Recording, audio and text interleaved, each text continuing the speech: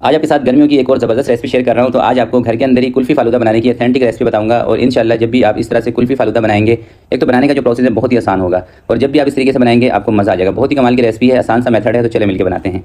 बिस्मिल्लाहिर्रहमानिर्रहीम। सबसे पहले आपने 4 से 5 चम्मच चीनी ले लेनी है और इसको एक पैन के अंदर डाल के सिर्फ चीनी को आपने गर्म कर लेना है। 3 से 4 मिनट जब आप चीनी को गर्म करेंगे ना तो ये मेल्ट होना शुरू हो जाएगी। और चीनी को आपने थोड़ी सी हल्की आंच पे गर्म करना है, ठीक है। पानी शानी कुछ नहीं डालना। जैसी चीनी मेल्ट हो जाएगी, चीनी इस कलर में आ जाएगी। अब 1 लीटर आपने लेना है दूध। थोड़ा सा दूध उठा के डाल देना है चीनी के अंदर। बस चीनी के लिए ना आपने चूल्हा तेज़ नहीं करना, ठीक है। चूल्हा तेज़ करेंगे तो हो सकता है फिर चीनी आपसे जल जाए। थोड़ा सा दूध डाल के अच्छी तरीके से आपने इसके अंदर मिक्स कर देना है और बाकी का जो बचा हुआ दूध होगा वो भी उठा के इसके अंदर ऐड कर देना है। अच्छा, चीनी को इस तरीके से मेल्ट करने का मकसद सिर्फ एक ही है हमारा कि दूध का कलर को चेंज करना, ठीक है। अगर आपको व्हाइट कलर की कुल्फी बनानी हो तो फिर आपने सिंपली दूध को पकाना है और उसके अंदर चीनी डाल देनी है। इस तरीके से चीनी को आपने मेल्ट नहीं करना।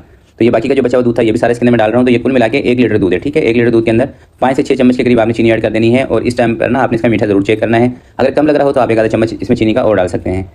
अब आधा पाव आपने लेना है खोया। बाजार वाले खोए का इस्तेमाल करना है, ठीक है। घर में खोया नहीं बनाना, बाजार के अंदर खोया मिलता है और थोड़ा सा हल्के रेटों में मिलता है। उस खोए का इस्तेमाल करें क्योंकि कुल्फी के अंदर वही खोया चलता है। तो इस दूध को आपने हल्की आंच पे छोड़ देना है 25 से 30 मिनट के लिए, ताकि इसका जो कलर है ये चेंज हो जाए। चूल्हा तेज़ नहीं करना, दम वाले फ्लेम पे इसको रख के छोड़ दें, क्योंकि अगर चूल्हा तेज़ रखेंगे ना तो फिर दूध आपका खोया बन जाएगा। तो तकरीबन 25 से 30 मिनट इसको मैंने दम वाले फ्लेम पे रखा था। अब ये देखें दूध की इस कंडीशन में दूध ये हमारा आ गया है, सुर्ख हो गया है दूध और थोड़ा सा थिक भी हो गया, ठीक है। तो अब थोड़ा सा चूल्हा खोल के इसको 2 से 4 उबाल में और करा लेता हूँ। थोड़ा सा और इसको थिक कर लेते हैं और इसके जो साइड में जो दूध जम गया है ना उसको भी अच्छी तरीके से साफ करके इसके बीच में मिक्स कर लेना है ताकि दूध हमारा सेट हो जाए।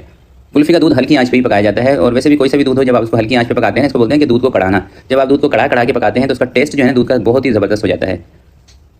तो ये देखें कुल्फी का दूध हमारा तैयार है। इसको चूल्हे से उतार के इसको किसी दूसरे बर्तन में निकाल के ठंडा कर लेते हैं, क्योंकि ठंडा होने के बाद भी ना ये थोड़ा सा थिक हो जाएगा, क्योंकि इसके अंदर ना हमने खोया डाला हुआ है इसलिए।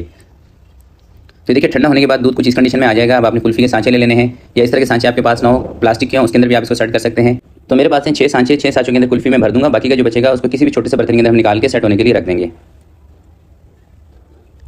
तो 6 सांचे कुल्फी के भरने के बाद बाकी का जो दूध बचा है इसको